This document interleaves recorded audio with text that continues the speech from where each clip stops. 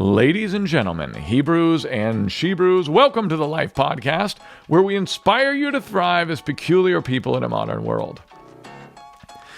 And today we're doing that by talking to Matthew Martin. Again, we talked to him a year ago all about the awesome work he's doing with kids and widows down in Central America, throughout Central America. And now we're going to talk to him a little bit about that, but mostly about a new thing that he's working on that is very exciting for the Torah-observant community, or the whole Bible community, as he calls it. So I'll let him tell you more. If you're still doing your taxes and you're not already going to GoshenTaxandConsulting.com in order to get your finances from last year in order, then I don't know what to say to you. Other than, why not allow Kyle Smith, the CPA, and his team help you get more money back on your taxes this year and save you time and stress and headache? Just give it to the man. Give it to the man so that he can sort this out for you so you don't have to stress out about it. And then, once you've done that, you could go back to GoshenTaxandConsulting.com and go to the consultancy aspect of the business. And if you have any kind of online thing that you're selling or trying to promote, whether it's a ministry or you're selling coffee like Shepherd's Crook Coffee, these people can help you improve your online presence in multifold. They do photography even. They do website design, and they do marketing. So they'll help get you in front of more people. Look, they're in front of you right now. So if they can sneak their way in front of you, then why can't they help you sneak your way in front of others? Go to GoshenTaxandConsultingLLC.com and put in code THELIFE to get 10% off either of these services. Without further ado, I give you Matthew. Matthew, welcome back to the Life Podcast. Thank you for being here. Absolutely. It is so good to be back and to be with you. So for anyone who missed the first episode that you were on, can you just briefly tell us about yourself and maybe a few of the cliff notes of your life? Absolutely. And I've come accustomed to telling people it's episode 55. Go check out episode 55. They're going to find it. So my wife and I are family. We are the founders of Project E15, named after Ephesians 1:5. And we are a certified aftercare program for children that have been rescued out of trafficking. And there's 3 arms of our ministry that we do that's not only in Honduras, but in Guatemala, El Salvador, and Mexico. We're doing a discovery trip in the DR, Dominican Republic, which we're really excited about. But we focus on, our main thing is children, in rehabilitating children that have been rescued out of child trafficking, like seen in the movie Sound of Freedom. And at the end of the movie, when the children run back to dad, if you're familiar with the film, that doesn't happen in real life. And so we receive the children with all of their initial traumas right out of their darkness. And we have an amazing team of trauma counselors and psychologists, medical care, medical aid. Several of the children need, whether it's drug detox or other kinds of extreme medical care sometimes because of the nature of their abuses. And while that's the main thing we do, we also work with biblical widows in these countries. And then the third arm of what we're doing is we are completing the Great Commission. And so Messiah said that we're to go out, this is how he ends the Gospel of Matthew, right, into all nations, making disciples and baptizing them. And in the Sunday Western world has seemingly done, especially in Latin America. They went out and they told a bunch of people about Jesus and dunked them or sprinkled them because it's highly Catholic, right? But that's not where Messiah finished. He said, in teaching them everything I have commanded you. And so we know with unveiled eyes that the Torah is Messiah, right? And he is the Torah made flesh, and it is his ways, right? It is the way and the truth that he's talking about that leads to him that is the life. And so we see, as we've gone down there and doing ministry, just a lack of knowledge, a lack of understanding, a blindness that's there that is really difficult, even beyond because of literacy and things like that, even worse than the United States. But in contrast to that, we have people who, as James 1:27 ends, and to remain unstained from this world, we see a people that also walk in a lot of purity and innocence, which is really beautiful, because it is some of the poverty, the lack of internet, or a smartphone device and things like that, that we also see really captures the Father's heart. And we're seeing so many people coming to Torah, which is awesome. And so there's just been doors opening in all of these countries to go and speak to Sunday pastors at conferences and events and spread Torah and the truth of his word and the Shabbat and his Moedim. And it's been really good. It's awesome, and we love it. It's so cool. I know you've woken up a lot of people down there, and also you've ruffled feathers here and there and gotten thrown out of places. And we can talk about that, but there's something else that I think is important that we should talk about too, that you're working on. Yes.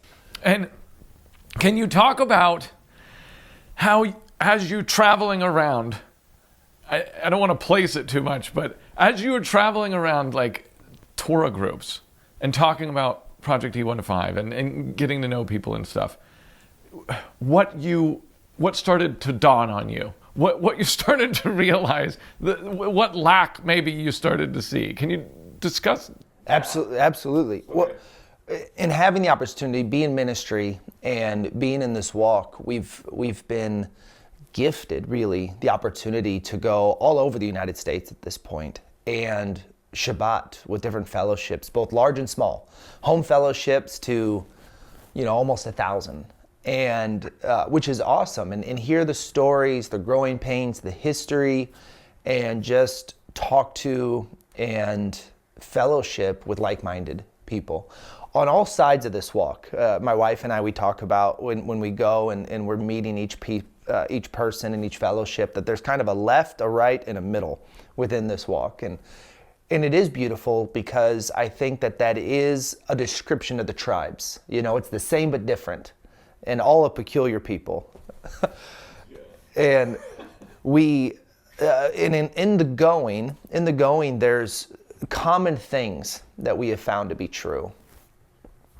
And in looking at that, I have found that oftentimes the Ruach, the Holy Spirit, speaks to me in conviction. When I start to see a problem and that problem starts to really begin to bother me, when I then submit that to prayer, I find that that's the Holy Spirit working and saying, you're bothered for a reason, and I'm asking you to do something. And there's quite a bit of problems to be solved in our walk, right? And some of that is inherently because it's growing, it's changing, the generation has changed to people that have been in it. And those are good things. Those are good problems to solve, because the beautiful thing is it is growing. Everywhere we go, people are growing, and they see that coming more, young and old alike, veils being lifted, which is really exciting. It's really exciting to hear the testimony of that and walking in, because we're not seeing that on the Sunday side of things. Right, just the opposite's happening. There's churches shutting down, and the rise of the mega church is oftentimes because it's just bleeding out the little churches that are closing down. And so it's not organic outside growth, where everyone coming into Torah is. One of the things that really stood out to me that's unique in this walk is, as we're going to fellowship, about a third of the people I talk to tell me they can't follow us, because we'll connect and they'll say, hey, well, I'd love to keep in touch. I'll say, oh, well, follow us on Facebook, or maybe on Instagram and things like that, on one of the socials. And they say, well, I don't have any socials. And that's not a rare experience. It's literally about a third of the people that I talk to that are in this walk, that they're on no social media. And I love that, because there's a lot of negatives on social platforms.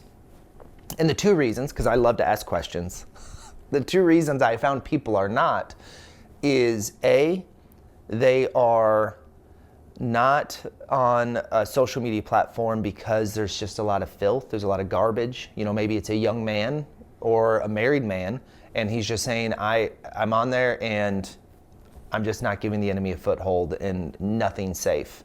And I think that's true. I think Facebook used to be the only social media platform I thought was kind of palatable, where it didn't have all the filth on. But then over the last few years, it's gotten just as bad as all of them. And then on the other end of the spectrum, I meet people who are going, no, they're selling our information to China. It's owned by foreign countries. I don't want them having my information and pictures of my family and my children. And, you know, I don't want my information out there. And you go, well, I get that too.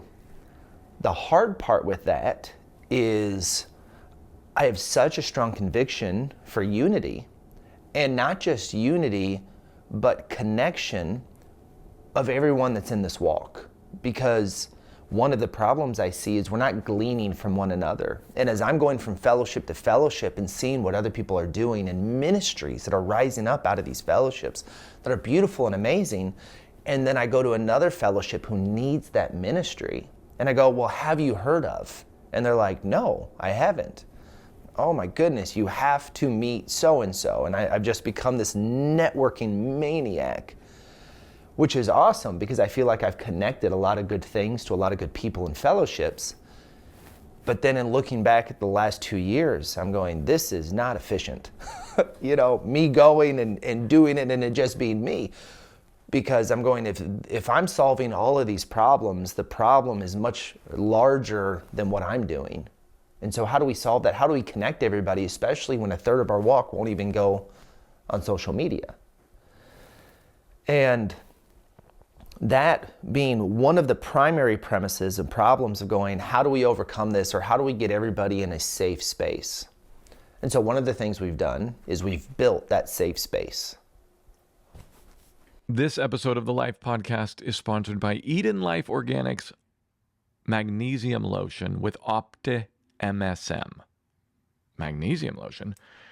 I first started thinking about magnesium when I went to Dr. Alfonso Manzo III years ago, shortly after we made the way, and he said, Luke, you're deficient in potassium, magnesium, and iodine. And that's why you have eczema. I had eczema on my fingers. It's gone now. I've been testing for the last 2 months, and I've been using it as my only source of magnesium. And I don't have eczema, so it's helping do that. The interesting thing about this magnesium lotion is it's not just magnesium, although they have a very high quality source of magnesium called Zextine Inside. It's kind of a registered trademark specialty magnesium brine. But it also has the OptiMSM. This is something I'd never heard of. It's a sulfur compound, and there's a bunch of peer-reviewed studies that show that this MSM has reduced osteoarthritic pain when applied topically. Athletes had a separate study and they reported the same. This cream was formulated by Dr. Ashley Vanderloop. She's a foot doctor, and just so happens that when I put this on my feet, when I had a muscle cramp and they were flexing and cramped and I was incapacitated, the cramp immediately went away. And then I thought maybe that's just a coincidence. But no, I happened again to my other foot, and I put this on, and it immediately took the cramp away. Dr. Ashley and her husband, Travis, are Torah-observant, and they donate a percentage of their profit to charities. Go to EdenLifeOrganics.com, put in code THELIFE to get free shipping, and they're currently running a buy one, get one free deal. So you can get anything you want and get another one, and they'll give you free shipping with code THELIFE. Tell us about it then. That's cool, man. Wow. Yes, it seems like, maybe I'll add on to what you said, just because I've noticed this too. It seems like a lot of people that are in the same state, I've noticed this because people reach out to me because of this podcast. They'll say, hey, where's that guy from that you interviewed? And I'll be like, he's actually from your state.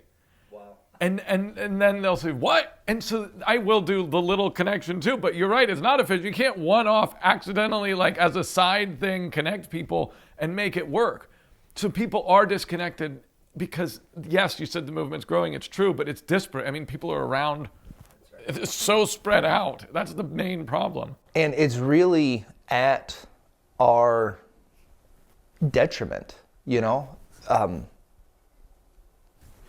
I know a guy out of a fellowship, one of the most beautiful ministries, and it's helping men.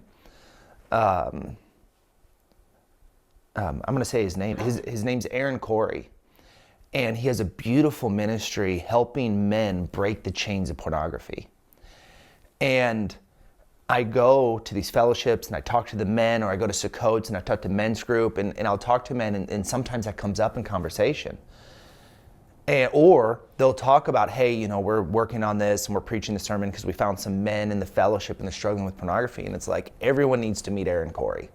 Everyone. You know, there's a guy in Torah that is focused on this and available and ready in trying to reach out and connect to these men, you know, to heal their marriages, to be prepared to be a husband of, you know, integrity and purity and character, you know, to be prepared to father a son, to not walk in generational curse, you know, a beautiful ministry. And that's like one of 100 as you go. Marriage counsel, you know, go to a fellowship. Oh, we wish there was somebody in Torah that was doing marriage counseling. There are people in Torah doing marriage counseling.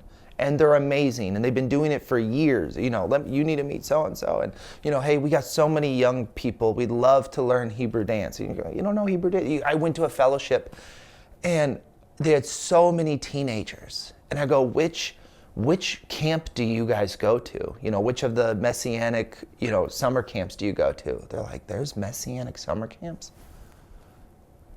How do you not know? How do you not know? You have 50 plus junior high school age, and you didn't know that there are entire camps of Torah kids running around in tzitzits? They're like, we had no idea. And that hurts. I go, what? We have a problem, you know? A big problem.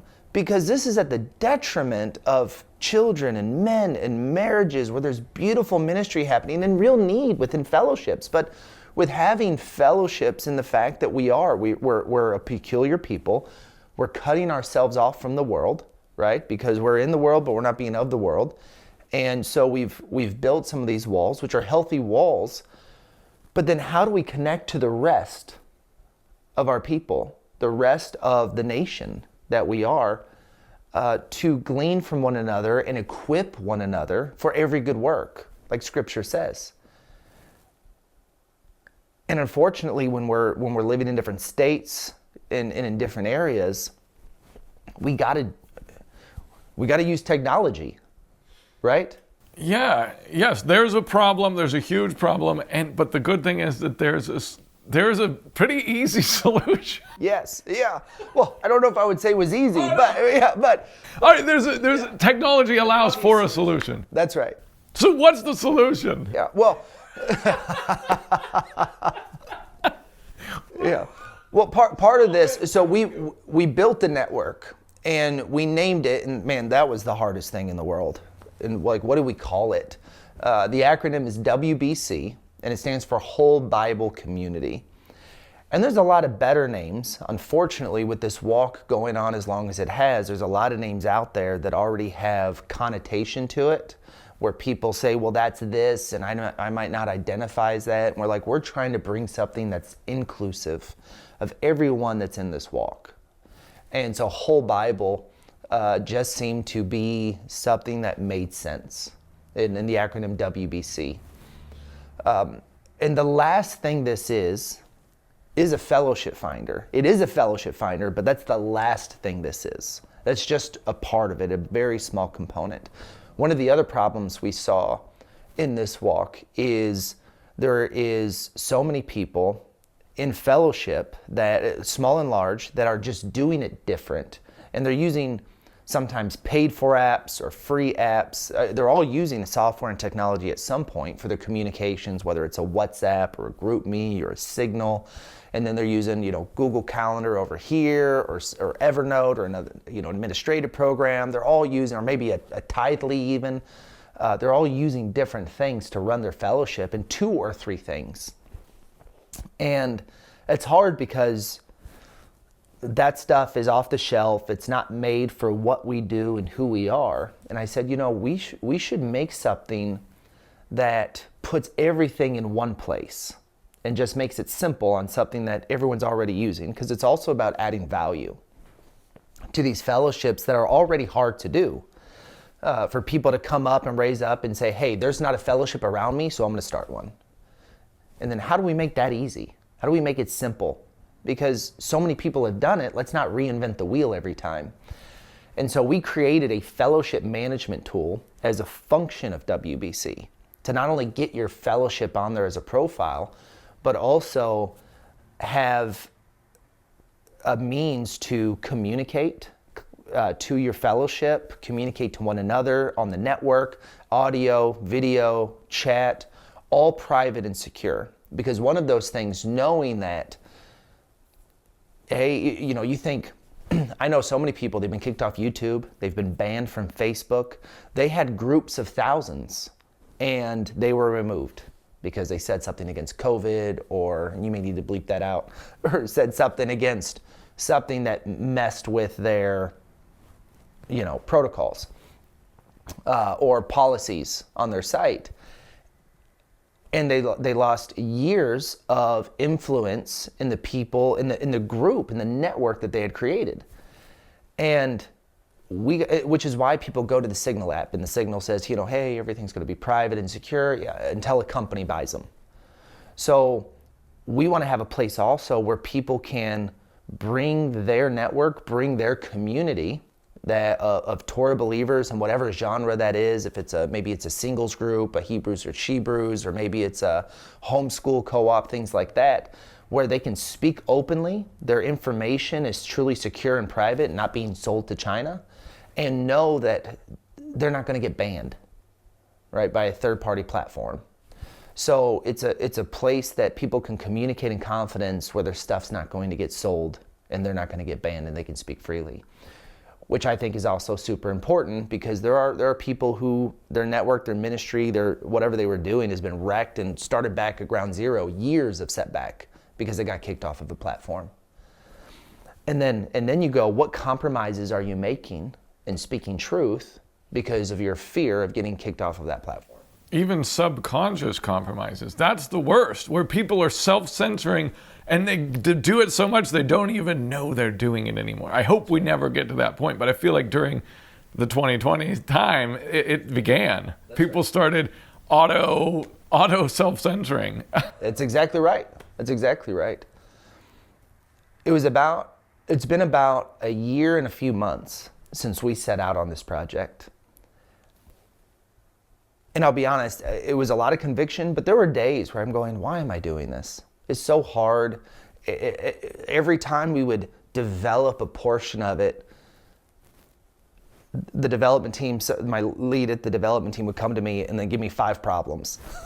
And sometimes it seemed so overwhelming. I'm like, I think I've bitten off more than I can chew. I feel that as we're doing this, but we'd keep pushing away and just overcoming, making the best decisions, trying to figure it out, because it is hard, because we're doing something that's never been done before, but we're doing it in a way that models things that people are familiar with. So it's similar to a Facebook meets WhatsApp meets Zoom meets things that they're accustomed to, because I didn't want to build something that people have to relearn. I want to build something that's simple, that's familiar on things that people have experienced already. But again, that's fine-tuned to us in this walk. And then in November, Charlie Kirk died. I think that was November. And he, at that same time, put out the book, Stop in the Name of God, about the Sabbath. And I woke up one morning, it was on a Shabbat, and I was in prayer, I'm in the Word, and I could just hear that small, still voice and him saying, this is why I asked you to do it. Because it's not just that you needed it, but it's this time, this moment that's about to happen. And I started to dwell on that and going, if there is a great awakening that's coming on the hinge of Charlie Kirk and the Shabbat, right, in his book, which they had to put back into reprint because I think it was 4 days within his death, they sold out all the books. They had to put it back through reprint. It is the most sold book outside of the Bible. It broke records for sales. I don't know if you knew that. And I ordered like 8 of them afterwards. On the second rendition, it just showed up, but it showed up 3 weeks after the release date. They haven't been able to keep up with demand. It's wild. So you go, how many people, millions of people have a book on Charlie Kirk, an influential character, appealing to them to come back to the Sabbath? Isn't that incredible? And then I start to think about my experience coming into this walk and looking for fellowship and going on various fellowship finders. And it was a really bad experience. A lot of so we're in the Middle Tennessee area, and I start calling fellowships. The first 2 I call, the numbers don't work. They're unworking numbers. I show up to their address. It's not different signage, like it's old information that doesn't exist anymore. I call another one. They say, oh yeah, we're still meeting. We go there on a Shabbat, nobody's there. I go, that's weird. So I call them back and I said, and they're like, no, we were there. And then I say, okay, well, where are you located? They're at a different location. They're at a different location. They're not at the location that was represented on the map, didn't have an address. And they don't have a website, and then I go, what if thousands were to come into this walk? Tens of thousands, hundreds of thousands. How many would fall away because it's so difficult just to worship and find? Because that's the Jerusalem Council, right? We're coming in. What do we do with the Gentile when they come in? Well, let's give them the basics, and then they're going to go to the synagogue, right? And then they're going to continue to learn. Okay, well, that's us. We need to be that place. Let's give them the basics, and then they need to find fellowship where they're going to continue to learn. We are not equipped. Right now, this walk is not equipped. We have nothing that people, when you search, who's going to catch them? It's going to be the seventh day. It's going to be other organizations that are not this walk. It's not where we're at. And so more than ever, we've gone to our team and we're going, we got to go pedal to the metal. We got to hit these dates. And we got to get something, and then we got to get these fellowships on there because we need to be ready for what we think is the next great awakening.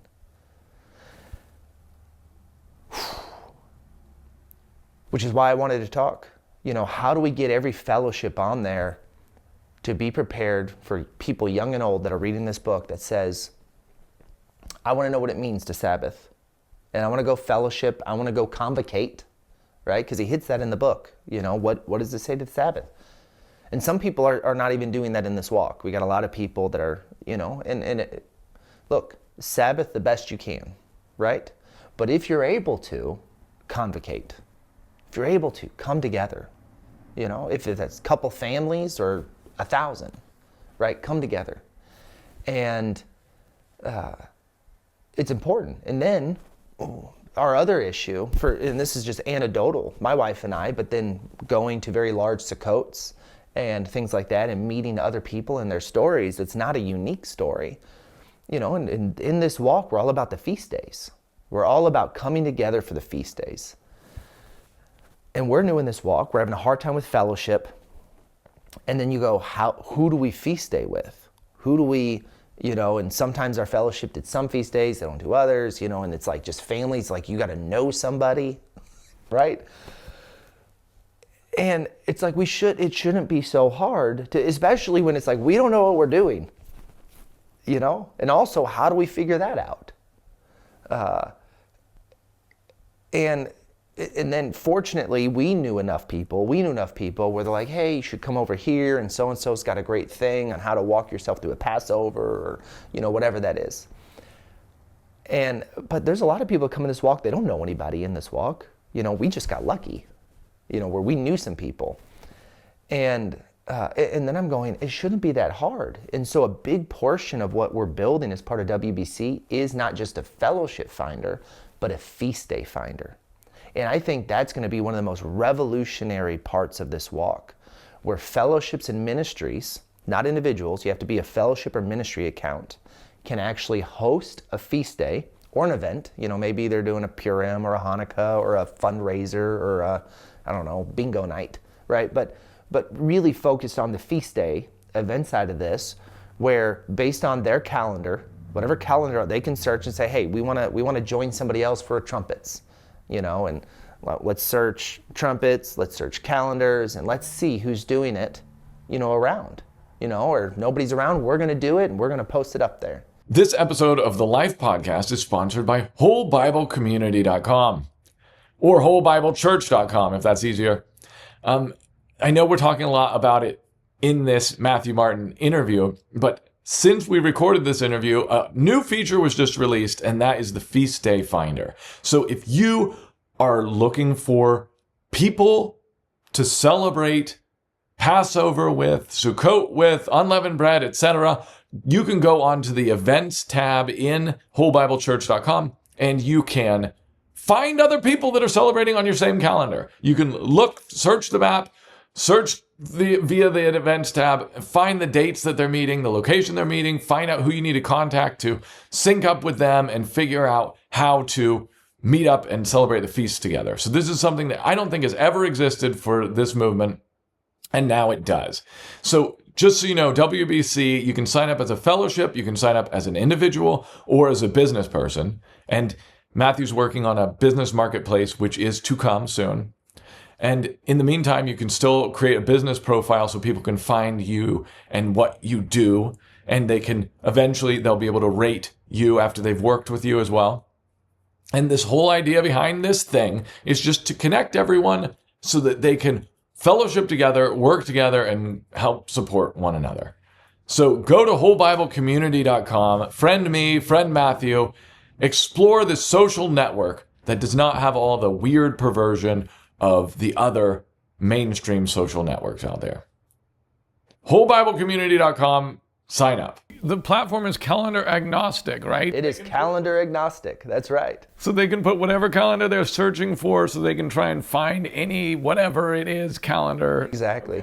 And we already have hundreds of people on the platform that we've invited to participate in our soft launch, which is what we've been doing the last few months, is just having people on there that's been helping us work out the bugs. Send us emails, hey, this is kind of quirky, or hey, what about this? And great suggestions from people as we're building and adding that on, because every week we're adding new features. And already I got people that are, Zadok and Sliver and Hillel, like all the calendars, so many calendars already represented. I love it. But calendar agnostic, and which makes it even more of a layer of really going, we want to make sure fellowships and ministries also have a kind of presence on there and certain things that they're identifying. So you're not walking into a fellowship not knowing what this is. You really know what you're walking into. Are they going to oneg on there for the fellowships? Is the different ministries they offer, right? How the service is conducted? Because a lot of fellowships, they don't have websites. They don't, or maybe they have a Facebook page, but they're not on Facebook. And so how do you really know what you're walking into, or what ministries they offer? Is there a children's thing? Is there not a children's thing? Is there, what does that look like? And really allow each fellowship to also identify, what this is and what they're walking into. So, and what calendar they're on and things like that. And, is their fellowship calendar agnostic? Because several are, which is great. And we want that. We need that. We need that in this walk. So let me see if I understand the picture so far. I know there's more to say about it, but basically, you saw a bunch of problems when you experienced a bunch of problems when you came into this walk. Like finding people was one, finding fellowships was one. And so also you realize it's kind of, when a fellowship's small-ish, it's hard to have the resources and time and knowledge to build a website to be like, hey, we are X fellowship of 20 people in the middle of nowhere. No one does that. And also some of those fellowships have had problems with other social media platforms. So the idea is that you're building something that can solve those problems. It's like a Facebook and a Facebook Messenger, it sounds like, where you can communicate and you can also easily represent your site. Like, that's what's great about the Facebook, like you could do the fellowship on Facebook. It's just an easy way to make a web presence. So you're doing that, only you're doing it in a secure way. And the other difference I'm hearing between other fellowship finders and this is that you don't have to publicly like put all of your information on it, but you can have a way that people can reach out via the messenger side of it to connect with the leaders of the group and find out information. Is that? That's right. I would say it's so much better because you're putting better information on there while choosing what information you want to refrain from. So I love that you can have a profile photo, right? And even a background, and what calendar you're on, and how many years you've been in Torah, and things like that are really more relevant information. And then, if you want to put your phone number out there, you can. Otherwise, you check a box and it hides, right? You can put your email address out there, but if you don't want to, you can check a box and it keeps it private. And then even the address feature, because on other fellowship finders, it's like all your information's out there in your specific location. Even our location is, put in your address, but you have a little box where you set the PIN. So when you put the address in, it's gonna hit, if your location services are on, it's gonna hit whatever that IP address is from the internet that you're on. And so, and if you are okay with it being right on your house, you can, that's fine. This is exactly where I live, right? I mean, that's what other fellowship finders are doing. If you're on a fellowship finder, your information's right there. But we also know, okay, let's not do that, right? And so you can move it, 1/8 of a mile this way, 1/4 of a mile. You can put yourself in a different state. I don't recommend it because the way this works is going to mess up your algorithm. But, put yourself 1/8 of a mile, 1/4 of a mile away in the middle of a field if you want. And not have it so that we know your generic location and not your specific location. And then you can hide your address, right, that you've inputted in, to give people the utmost respect of their security and their privacy. Because there's an element of that. You go, we talk about the second Exodus and the season that we're in, and there's going to come a place where we're not going to be able to buy and sell in the marketplace. Okay, well, that's Babylon. We can't buy or sell there. How are we going to go, well, there's going to be a barter system. There's going to be, when the mark of the beast comes, you're not going to be on Facebook. So how do you stay connected, right? How are we going to be able to stay connected? And there's a sense of conviction of going, maybe this is our means of survival in that sense where we know who's making clothes, we know who's growing food, we know who's got a butcher shop, we know, right? And now it's a little different, right? In the marketplace side of this, and connecting and having that connection at that level, really knowing the community around you. Because if and when that time comes, best you know who your brother and neighbor is, right? Within a proximity. Find your Exodus buddy. Yeah. Wow. So, okay, there's a business aspect too. So you can do fellowship, you could put a page of fellowship, you can do an individual, and you can do a business as well. That's right. And there's also a ministry aspect of this. And so if you're a fellowship, do not put ministry. Do your fellowship. Do a fellowship. If you're gathering on Shabbats, your fellowship. you get to a point in this walk. For us, it was about a year in. So we're doing Torah for about a year, and I, doing the feast days and everything else. And, I'm wanting to find out more Hebrewic music, and there's products that I'm getting more interested in. I want to buy a shofar, I want to get a menorah. I want to connect to the creatives, the artists, the people that are making things within this walk, and then, homeschool co-ops, how do I find a homeschool co-op and the different ministries. And it was about a year in, and I realized this is the hardest thing in the world to find. You gotta know somebody to find a lot of this stuff, because we're filtering through Babylon, whether it's, the Spotify's to Etsy or, and to find your people. It's like, it shouldn't be that hard. And so with the ministry side of this in mind is anybody that's in any of those categories, whether it's a musician, singer, songwriter, any kind of artist, any kind of person that's making or doing any kind of homeschool, child ministry, child education, all of the ministries we've already talked about, like Aaron Corey's, marriage counseling, things like that. We want a direct lifeline to someone who has need, who wants to connect with somebody that is offering, and not having all the noise and the obstacles and barriers of, are you on the right social media to where this person is, or is this person even on social media? Is this just word of mouth? But man, no, let's connect directly and break through all the walls and do community as one nation, right? And so we invite anybody in that world to get your stuff out and connect directly to the people who want your ministry, and your calling, what you're walking in. There's a beautiful couple out of our fellowship, the Allswalts, and they got a Hebrews and Shebrews.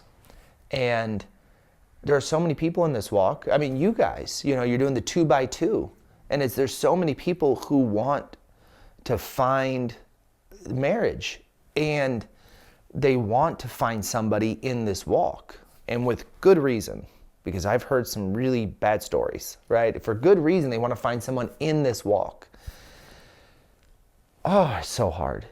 But there's people who have ministry in doing that, in matchmaking, and you're going, nothing else. This is a safe place for your teenager, because we don't have the garbage, we don't have the filth, right? And it is private. And nobody can just come in and take your stuff, but just the opposite. And so it's a place where we can connect at a greater level to solve all kinds of problems when we just come together.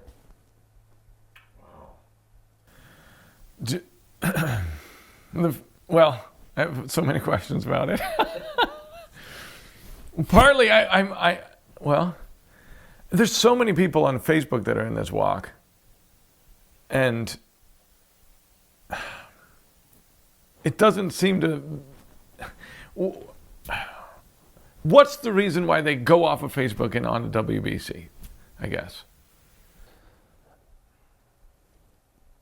I think the point of Facebook is, or has been, so broad that even when you have a Facebook group, you're really finding needles in a haystack, right? Because you can't, what you're still doing in a Facebook group, and I don't care if that Facebook group has 200,000 people in Torah.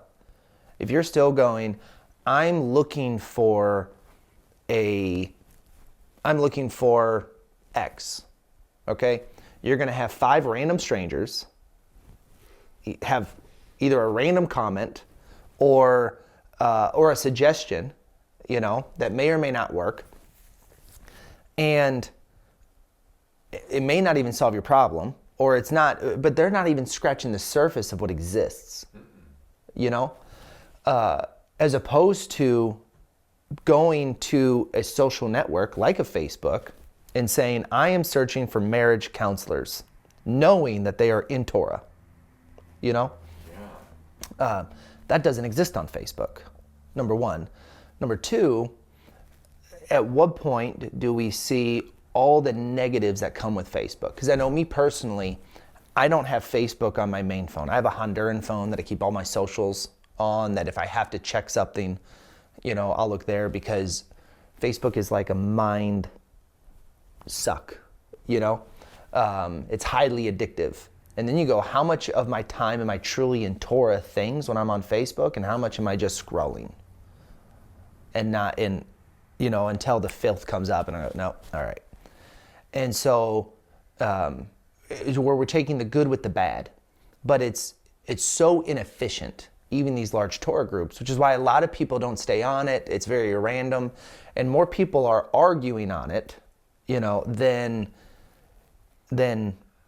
uniting and finding each other in intentional network and connection.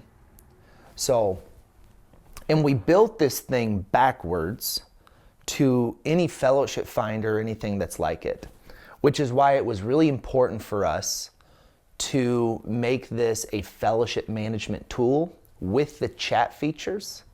So, for instance, if you go to a fellowship finder right now, another fellowship finder right now, there's a lot of outdated information. And part of the problem with that is, other than what we've already mentioned, is it's highly administrative. They're doing all the moving parts and all the connecting. This is user driven, which means somebody a fellowship puts themselves on the map and creates their own user account, okay? If that account is dormant, so if it's not being used, no one's touching it, the fellowship created an account and they walked away. In 6 months, their account is going to disappear from the map. Because how else do we know? Is that fellowship still in fellowship? Is that all dated? Did they stop meeting? Did they change locations? If they haven't touched their account in 6 months, they don't lose their account, it just hides from everyone. And the way this works, the back end, the way the algorithms of the software work is so evangelical, right? It's really to connect, so that the way you're answering questions isn't to exclude anybody, it's to connect appropriately. And so if somebody answers the question, are you in fellowship? And they say no, okay? One of the things that's going to start to happen when they come and use the site is it's going to recommend fellowships, or when they get on the map, it's going to highlight fellowships that are around them. And there's 3 criterias that we're using to connect them to fellowships or ministries or other people based on how they answer the questions. Number one is activity. We want to connect people to people who are actively using, because we know, hey, they're there, they're available. You're not going to message them and get ghosted for 6 months, right? You're going to connect to somebody who's going to be ready to connect, whether that's a fellowship, a ministry, a business, whatever that is. So that, which is why we want to bring value on the chat feature side of things and the video and audio calls and things like that, because that will get them using it, right, regularly to create that activity, so that the connection part can be natural and fluid. So if there's 3 fellowships around somebody, the first thing the algorithm's going to say is, I'm going to connect you to the one that's the most active, because we don't want especially a new person that's in this walk to come in and say, oh, there's a fellowship right next to me, and this app recommended it, and they've ghosted me. So for the fellowships and the ministries and the businesses, it's not enough to just create an account. If you want it to be useful for connection to people, you have to use it. You got to get on it, which is why we also created, with the video calls, also group features, to where if you have a Facebook group, if you already have a social group, if you're already doing marketing on socials, you have the same access there, right? Just like you're on Facebook. Create a business account, run your posts, the same thing you're doing. But then on the other end of that, a lot of these businesses are using Zoom calls or video chats for meetings and things like that. So you can do a scheduled video meeting on the site now. And that's a paid for feature with a lot of these apps. This is free. That's the best part. It's all free. And so we're trying to add value that gets them to say, this is useful for me to use, and because I'm using it, I'm going to populate on somebody's search faster. I'm going to be highlighted, my business, my ministry, my service, for the person naturally and organically, to make sure that people that are using it are connecting to other people who are using it. So that we don't ever have a situation where somebody's showing up. Because it's really I don't want to call it demoralizing, that's probably too traumatic. But when your family gets ready for a Shabbat and everyone's dressed, you got 3 kids, and you finally found the other sock, and you get in the car and you drive to a building expecting to Shabbat just to find the doors locked.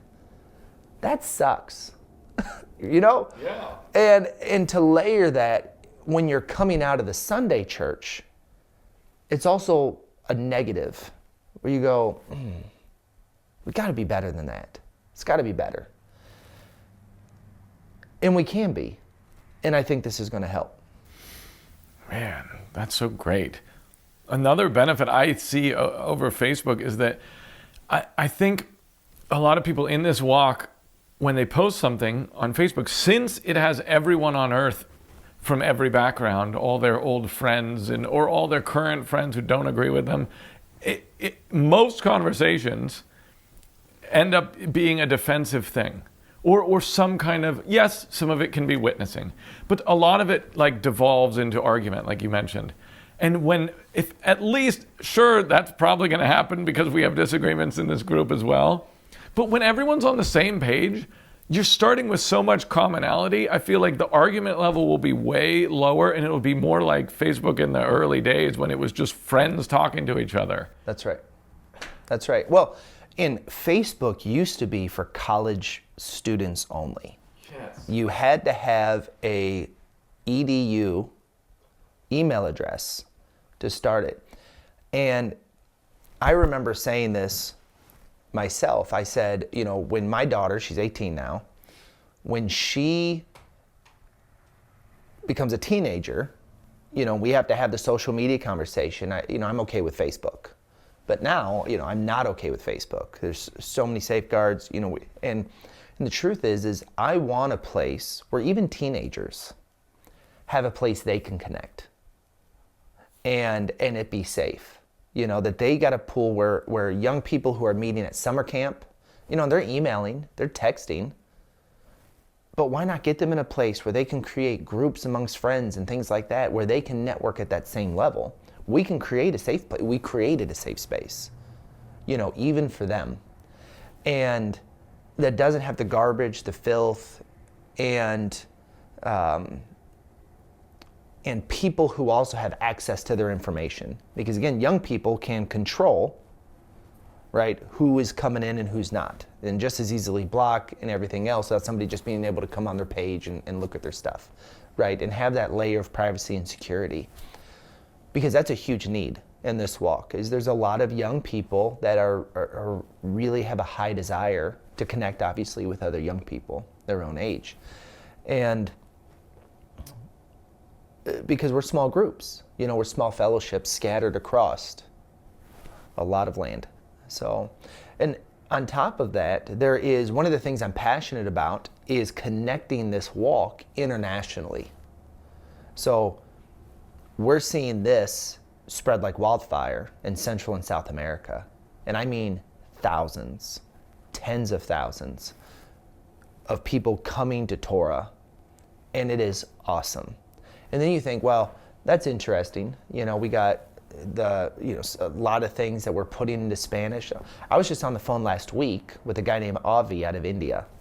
And between India, Pakistan, several African countries, he said he has over 73,000 connections of people in Torah that are spreading all over. Christy and I, we're talking about going to see him at the end of the year in Punjab, which is right on the Pakistan coast. It's awesome. They did a huge Sukkot this last year. I mean, it's happening everywhere. It's happening everywhere.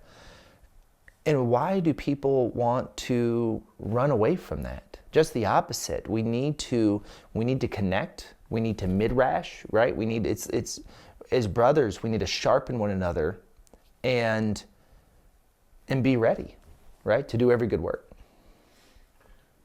When can people expect this? What's your timeline for everything? Yeah, so we have hard launched, right, from a website standpoint. And a lot of the features, a lot of the things already exist, which we're really excited about. It'll be an app by April. By the end of April, we're going to have an app. And it'll be on the Google and the Apple Store. And it's at that point we know people are really going to get excited because people are used to driving apps, not having to go to a browser. And so, and then between the app in April to the end of this year, of 2026, the Gregorian year, we're going to have just about all the features we talked about, which is part of our phase 1 of everything with as far as the feast day finder, the fellowship finder, and the marketplace. And the marketplace, which we haven't talked a lot about, is as much products like a Holy Land marketplace, from Tom Bradford stuff to the girl on Etsy selling Seats, right? We want to create a platform that is easily, directly connected to people that are making awesome stuff. I buy tallow every year at Sukkot. The problem is I run out by July. I got to figure out, how do I buy tallow from that, from somebody in Torah, between now July and Sukkot. So to sell their stuff, right? What they're doing, easily accessible. And then that combined with, it's your plumber, it's your IT guy, your computer developer, maybe it's a accountant, anybody, like an Angie's List, where you're figuring out what zip codes do they service, and I think that's going to be powerful on 2 levels. I think we need to be first going to our community for business. Within the Jewish community, I think I heard somebody say it on your show actually, but a dollar passes through the Jewish community 15 times before it leaves. And that's huge. We need to be buying and selling from each other first before we go outside. And that, coupled with one of the hardest problems that I remember coming into this, is also reworking my work schedule. And how, and so many people going, how do I find a job where not only can I take Shabbats off, but I can take the feast days off?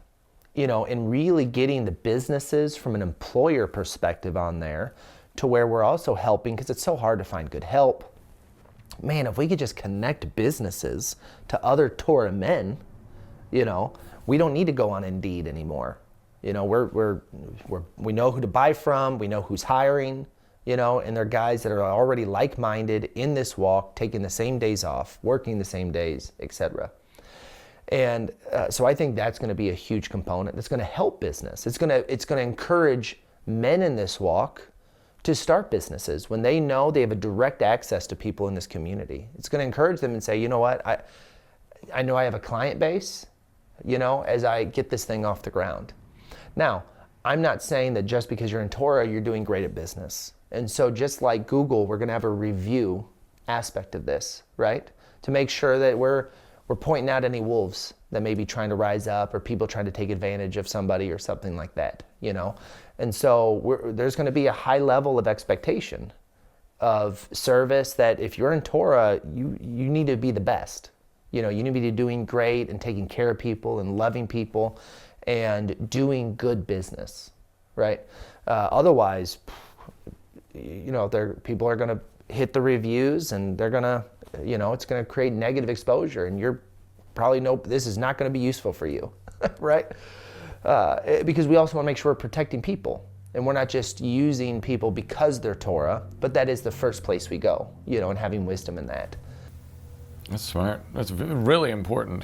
Yes. Because yes, it'll be great, and then someone would try and probably use it for evil too. So having the review aspect is a good safeguard. That's right. Important. That's right. And I know for me, I feel better when, for our business, before I've been putting ads out anymore, I've been going to Facebook groups. I've been going to Facebook groups and saying, hey, I got a job opening, da-da-da-da-da. But it's not very effective. And it's not very effective because not a lot of people are on Facebook. You know, it'll say there's 12,000 people, but only 120 use it. You know, there's a lot of dormancy. And then, you know, I'll post an ad, nobody responds. I hire somebody, 4 months later, somebody responds to it. And you're going, okay. So there's, and it's difficult because some people are on social media, they're just not on all social media. And there's different focus, and this puts everybody in the same space. Highly efficient, highly effective, connecting people, employers, businesses, products, because there's a lot of really good stuff out there. And I don't want to ever have to buy Zeets on Amazon. If I got a girl, I know they're going to be awesome. They're better. They're handmade. You know, probably prayed over, and I'm buying it from somebody that is in this walk, and not, yeah. Yeah, and I buy a lot of Zeets because I take them to Honduras with me, and I'm passing them out to people as they're coming into this walk. I'm like the CZ supplier. That's cool. Wow. Well, I mean, I'd like to talk about why are you doing this? Why are you just an altruistic, you know, kind-hearted man? But we can talk about other bits of this first if you want. No, I feel it's, I believe this was something else I was told to do. You know, and I don't think Proverbs says a skilled craftsman will sit before kings.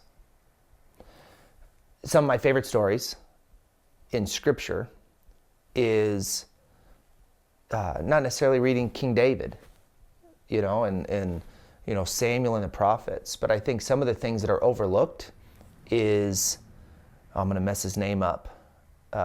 It's like Bezalel, is that right? Who was the craftsman in Exodus, that the Holy Spirit came upon him for working certain crafts. And then I think it was Harim in 1 Kings. I probably messed that name up. But I think there is something when you're really good at something. And I've built several for my for-profit businesses, you know, websites and things like that. You know, I knew it wasn't when I'm looking at this going, man, this is going to solve everything. It's probably a greater statement than I should have said, but it's going to solve a lot. It's going to solve a lot, and it's going to be so helpful. And it's going to be so useful. And I can do it. Like, I have the skill. I know what to do. I know how to do it. And not just how to do it, but how to make it great. And for a craftsman, which I know may be silly to say, well, that's a craftsman because I'm not out here whittling, you know, crown and milling, you know, cabinets. But it's a kind of different structure. It's a different kind of building. But at the same token, it's something where when a craftsman of any kind, somebody that's worked at an art or a skill, and then gets an opportunity to really do something beautiful, it's like the culmination of everything you've worked for. And when I had that, I was as much excited about the calling as I was convicted, you know, of saying, in going, it wasn't, I don't believe, like my original idea. There's so many people who would say, if somebody would, or could you imagine, don't you wish we had? You hear that a lot of times too. You're going, why not? Why not? It would be so much better. We need this. This walk needs this. And it's been fun. It's been exciting. And everything we've talked about is just the first phase. It's just phase one. Phase two, there's a whole other back end of this that's going to be coming next year that I am equally as excited about. I don't want to get into it because it's almost overwhelming. but it's more. It's more, it's going to be more useful, more helpful, more things that are going to come in to just help everybody in this walk and those that are coming in to really have a better means of connection to fellowship, a connection to feast days, and a connection to ministry that this has. Because I know people who have left the walk to go to the Sunday church because they felt like this walk didn't have some of the things they felt their family needed. And then on the other end of that spectrum, I've met people who are really excited about unity because they know they need it, but they're not willing to compromise. They're just ready to participate in what that looks like. Because maybe they have young people in their fellowship that want to get married. They're wanting to bring their youth together. They want to widen the body. And that's what this is about. This is about widening the body and preparing for the harvest we believe is coming. Because wherever you think we are on the timeline, on the eschatological, I'm not going to say it, but on that timeline of the end, you have, wherever you think we are, the harvesters are coming. He's sending the harvesters. And there will be a harvest. Will we be ready? That's great. I know people will be wondering about security, about like, where are your servers? What happens if everything explodes? You know, how are you keeping things safe, and how are you keeping data safe? I know they're likely thinking about that. Absolutely. So we did buy server space, our own server space, out of the country. I don't want to tell you where, but in a place that we believe is safe and secure, with a server host that is literally selling the server. We didn't build it, we bought it, right? And that was important to us for a lot of reasons, for who has controls of certain shutdowns of certain things and things like that, if you understand how that world works. Because information is important to be protected, as well as this movement, because there is, if we get pinged as, anything to do with Israel, and there becomes anti-Semitism rises for attacks and other things, we got to have that in mind, as well as what happens if power grids shut down and things go dark, and in what countries is that likely to happen, and where we can keep running to comms and certain things. So we've thought out as best we can, what happens if things go dark and there's a second exodus and we got to keep running, kind of things. So, which is why we're offshore in specific places with our own property that we've bought for our servers. And because it's all about beginning with the end in mind. It's one of my favorite statements, right? Begin with the end in mind. And we've done, as we set out to do that, those were thoughts of going, what's at the end of this? And what do we need to be thinking about now of that could happen, and all the hypotheticals, but also what we know, because when we read the book, it gives us some good glimpses of how it could end, And I think it's important too that people don't realize that whatever social network they're on, if they're on a social network, which we know hundreds of thousands in this walk are, because we see them on the groups or on the YouTubes, and things like that, is, and Netflix years ago put out a documentary. I think it's called either The Social Network or The Social Social Dilemma, I think is what it's actually called. And it said, if you're on a free app, then you are the product. And then it broke down to the neuroscience behind everything to do with modern day social media. And so the science, or the biological algorithm in the neuroscience, is called novelty. And with novelty, what they've done is they have looked at the way our brain works at a neurological level and how we respond to triggers, on how we respond to stimulants and different things visually and audibly, because that is the device. And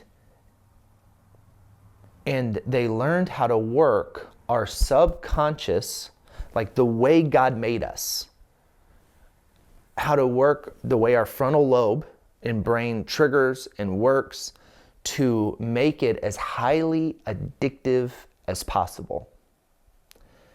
And to the extent that it gets us to, it gets us to a zombie-like state. Video games have done the same thing. Video games, everything within the tech world has done this. Because they are wanting to program you, they're wanting to condition you, and they want to sell to you, right? And we're putting ourselves there every time we get on a social media app, right? Or a video game or a network, to the extent that prolonged use, which we know happens, and it is a state of paralysis. They identify that in the neurological study of novelty. Their goal for you is paralysis. And you think, what does that mean? It means they want you to get so locked in for so long, you don't even realize the time that's passing. Which is why you can sit there and look at your phone for 2 hours and be scrolling and look up and go, I can't believe 2 hours has passed. And 2 hours is a long time. The average person in the United States spends between 4.5 to 7 hours a day in front of a device. And this is not a work device. 4.5 at minimum to 7 hours at maximum on average. And that depends on your age and things like that. And what they don't tell you is prolonged use of this creates gray matter in your frontal lobe, gray matter in your brain. Doing brain scans from prolonged screen use creates gray matter, and that gray matter starts deteriorating your natural rhythms and mechanisms, which is why people literally go, I have to detox. I got to take a few weeks off. I'm getting off social media for you. And they feel such conviction to do that, but it's a biological response of going, you have so much gray matter in your brain, you got to stop. And you have to self-destruct. And what's beautiful is your body can heal. When you get off social media, when you take those hiatus and get off, you can heal. That gray matter can get reduced and you'll start functioning normal again. Your cortisol hormone and dopamine responses will get back to regulating fine. Some people don't realize, they've already said, because of the chemical responses through novelty with young people development, that's why they have high anxiety, that's why they have high fear, that's why they're oftentimes depressed. It's not because they're watching something depressing, it's because the way that their frontal lobe is responding to their stimuli and their biological responses and the way the brain works and the hormone cortisol dopamine fluctuations is messing up the way God made us. And that's why they're not thinking right, and that's why they're acting out and having behavioral issues. And what's sad is we're starting kids off at such a young age. We're just like, here's an iPad, and they don't realize that iPad, little games, has the same science and the same trigger responses as Facebook. Highly addictive, making your brain respond the same ways, which is responsive to your hormones, which is responsive to the way that you're thinking, and we're subjecting ourselves to it. Which is why I myself, even, I've taken my social medias off my phone so that what I'm doing for my for-profits or what I'm doing for my ministry, to stay relevant, to stay connecting, because unfortunately, that's the only way we have to connect with our community.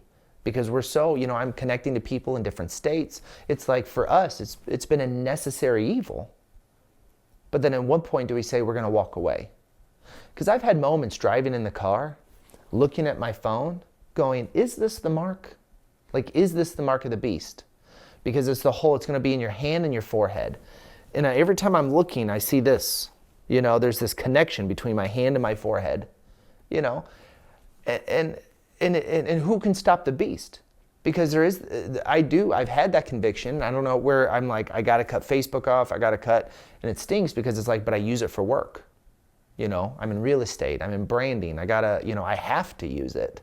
So, but because I do it for work, I'm over here on this side. I'm like, I got to cut it off. And so it was really important as we're building WBC that we're not trying to do something that we're not trying to mess with you, we're trying to connect. And we don't have those algorithms. That's not the way this works. We're not trying to make this highly addictive.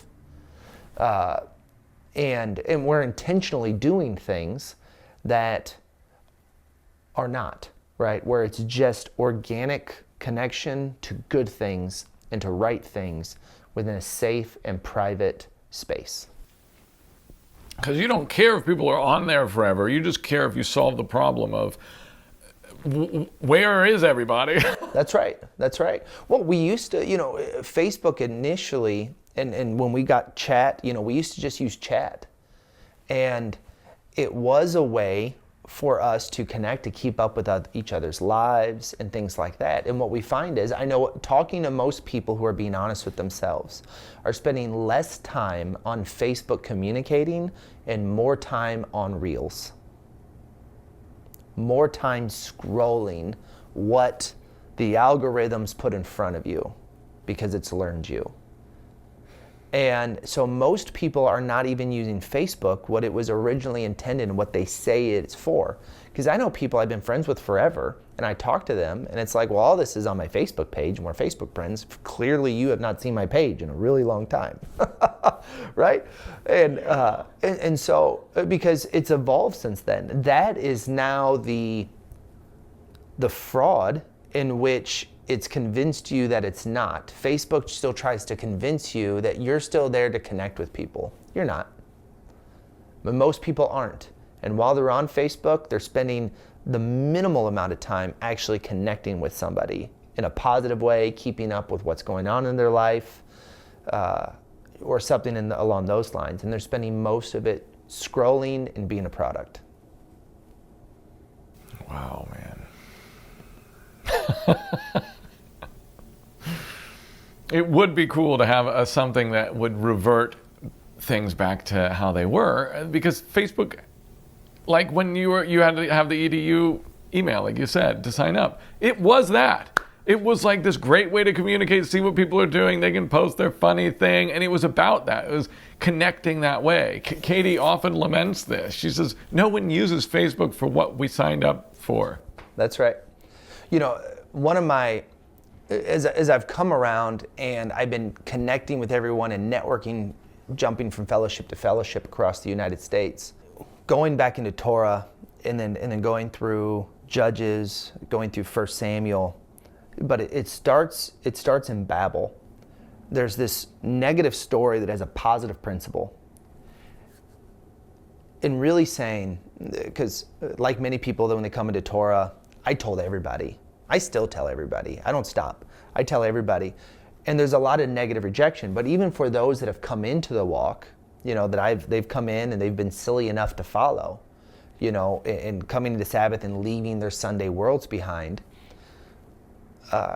Some of them have come in and it seems for them to just be a lot of lackluster compared to the lights and the show of the Sunday church, and all their programs and children programming and the big buildings with the playground and the huge parking lot and the men's basketball team and the things that operate in the Sunday world.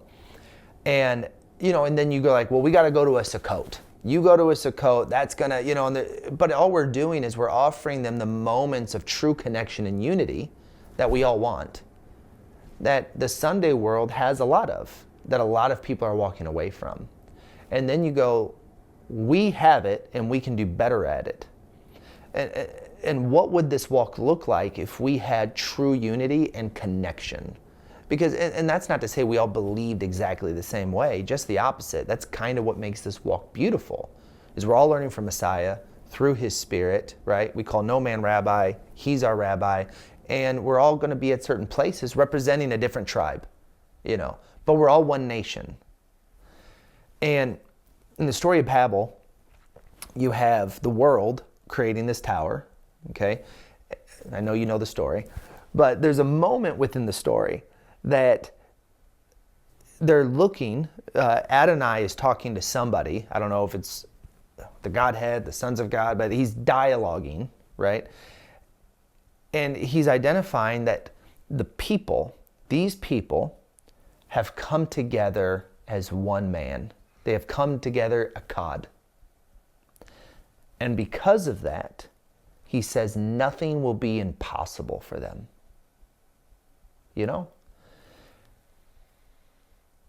And Messiah kind of says that too, right? That all things are possible through what? Through the way, the truth, the life. Through him, through Mashiach, all things are possible. That there's an echadness.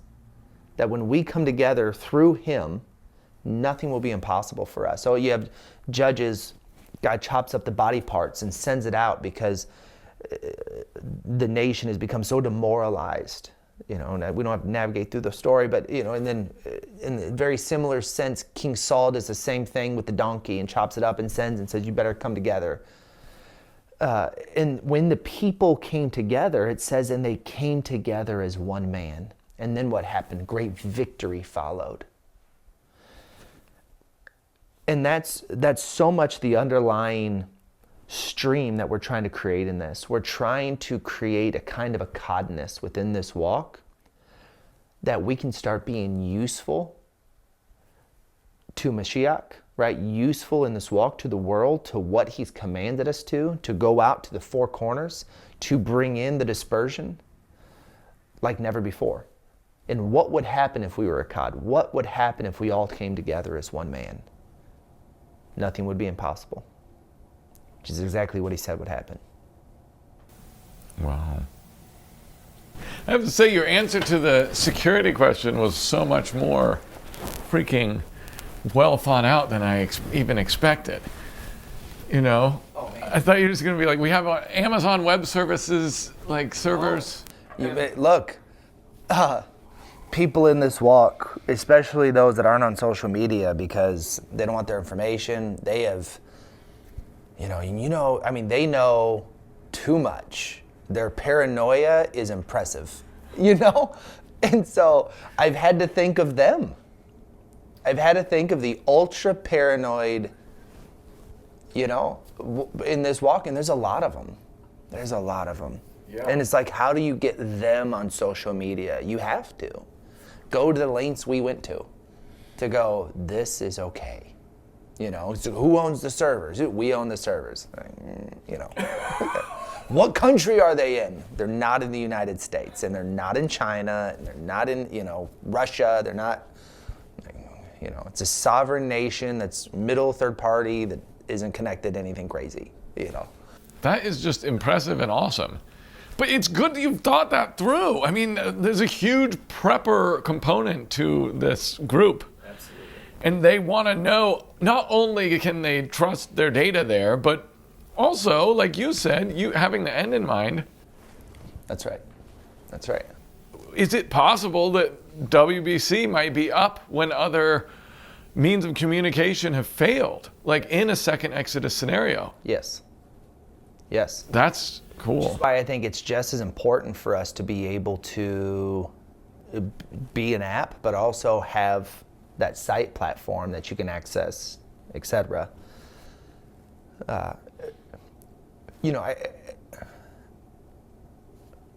There's a moment, not only Isaiah, but in Revelation, where I know in Revelation 2, I talk about this a lot because I refer to this as the United States. And I believe this is the seventh church, Thyatira or Thyatira or something like that. And it says, I'm going off of memory here, but it says that, I know the works that you've done and I know what you've given, and I commend you. but you tolerate that woman Jezebel. You tolerate her. And and then what follows is not good. Because it's like, no matter what you've given, no matter what you've done, the fact that you've tolerated Jezebel, there's judgment coming to you. For those that are, because it wasn't all of them, but it identifies there's a lot of them. And I feel that with a lot of the social media and just operating, being a part of this world is, man, there's a lot of stuff that's on there that's in your face that they are blasting. That's why I'm like, I can't do Netflix anymore. That's why I'm like, we're not doing Disney Plus. We're not, and that's hard, for the kids and things like that, but they are so intentional about putting Jezebel in front of you through the gender identity stuff and things like that, and it's like nothing's safe. And it's sad. And that's why I love what you're doing with the Life Network, right? You're going, I'm going to make an alternative.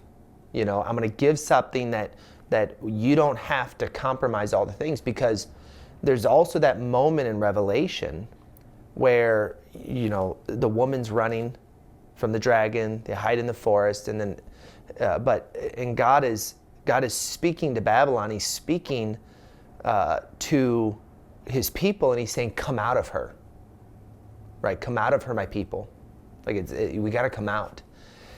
And I really think that if we believe we're in the season and time we're in, that's what he's beckoning to us. But it's as much of going, if you're going to come out of her, but what are we going into? Come out of the public education system. Okay. But why are we making it so hard then, when there are people that we can connect with in homeschool co-op, like-minded people that are walking this out, where you don't have to reinvent the wheel? There are people that are doing homeschool curriculum, match with Torah, there's awesome stuff. The coming out doesn't have to be the most awful thing at your demise. There's people to meet you there that's already been doing it, that can show you the way. Come out of Disney Plus, come into the Life Network, right? Come out of Facebook, come out of the Christmas and the Sunday, and come into, but let's not also make it a fight. And I think that's what a lot of this I think that's the season that we're in, and the things that we're working towards is inviting people to continue the process of the coming out, but giving them a space to go to land in, that's still, that is edifying, that is sanctifying. I really have a problem with people who have that Elijah mindset. Elijah's running from Ahab and Jezebel, and he thinks he's going to die. He thinks they're going to kill him. And, he lies prostrate and he's screaming, and he says, Lord, they've killed your prophets, and now they're going to kill me too. And what's Yahweh's response? He's like, I got thousands of men that haven't bowed the knee to Baal. What are you talking about? I got people. And I think, unfortunately, there's a lot of people in this walk, they feel isolated. Like, I'm the only one. You're not. You're not. You just need to look up, right? There are a people, and there's more coming, which is why there's harvesters coming, which is why Messiah said, we need to go out. We need to bring them in, right? The harvest is plentiful. The laborers are few. And we need people that have been walking this out a long time, right? We need elders within this walk. We need people to show, I forgot who I was talking to, but I had a meeting with somebody, a group of leaders that are in this walk. And the guy said, it's probably best I don't remember who said it because it was a little crass, but he said, when people come to Torah, they're stupid the first 7 years. There's 7 years of stupidity. And I resembled that remark. Because you're trying to figure it out, and you go further in some places and you probably should, and then you kind of come back and you take harder stances that soften up a little later.